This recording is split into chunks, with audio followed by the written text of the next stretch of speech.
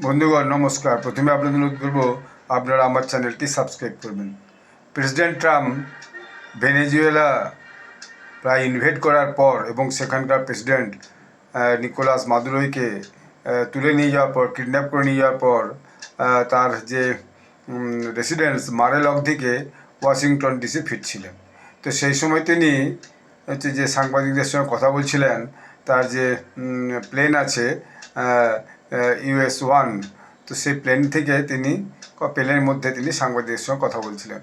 ভেনেজুয়েলার পর তিনি বেশ কয়েকটা দেশকে, লাতিন আমেরিকা, তাদেরকে শাসিয়েছেন, বলা যায় থ্রেটেন করেছেন।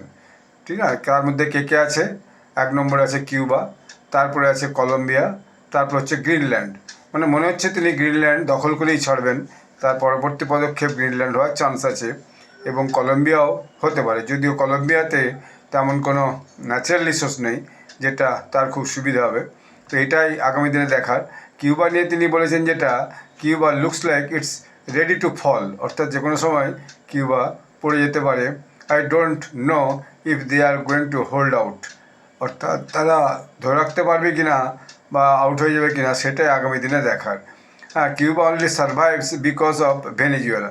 ভেনেজুয়েলা ছিল বলেই কিউবা সারভাইভ করছে, তাহলে তারা সারভাইভ করতে পারতো না।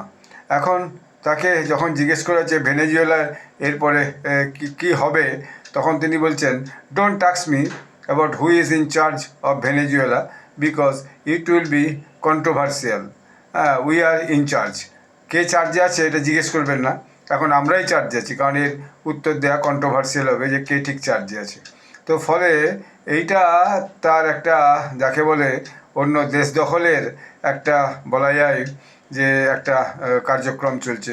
এখন এরপরে তিনি কোন মুখে রাশিয়াকে বলবেন যে আপনি ইউক্রেন দখল করবেন না, কোন মুখে চায়নাকে বলবেন তিনি আপনি তাইওয়ান দখল করবেন না, সেটাই হচ্ছে আগামী দিনের প্রশ্ন। নিজেই বিভিন্ন দেশ দখলে পৌঁছেছেন, অর্থাৎ যে গ্লোবাল অর্ডার ছিল, যে সেই গ্লোবাল অর্ডারের তিনি তো নাস্তানাবুদ করে দিয়েছেন এবং নিজেই এখন প্রেসিডেন্ট ডোনাল্ড ট্রাম্প এখন নিজেই মনে হচ্ছে গ্লোবাল অর্ডার। সমস্ত দেশকে থ্রেট করছেন, সমস্ত নেতা দিয়ে থ্রেট করছেন। যদি এর মধ্যে রাশিয়ার প্রেসিডেন্ট মিস্টার পুতিন বলে দিয়েছেন যে ইউরোপ যদি আমাদের সঙ্গে যুদ্ধ করতে চায় তাহলে আমরা কিন্তু রেডি আছি। অর্থাৎ দেখা যাচ্ছে যে রাশিয়ার সঙ্গে ইউরোপিয়ান ইউনিয়নের দেশগুলোর এবং আমেরিকার সঙ্গে কিউবা, কলম্বিয়া, মেক্সিকো, এসবের যুদ্ধ আগামী দিনে হওয়ার সম্ভাবনা। এর বাইরেও মিডল ইস্টেও বিভিন্ন দেশের মধ্যে যুদ্ধ সম্ভাবনা বাড়তে পারে এবং সেখানেও নিশ্চয়ই ডোনাল্ড ট্রাম্প আমেরিকা এসে আগ বাড়িয়ে লাফিয়ে পড়তে পারেন। ধন্যবাদ।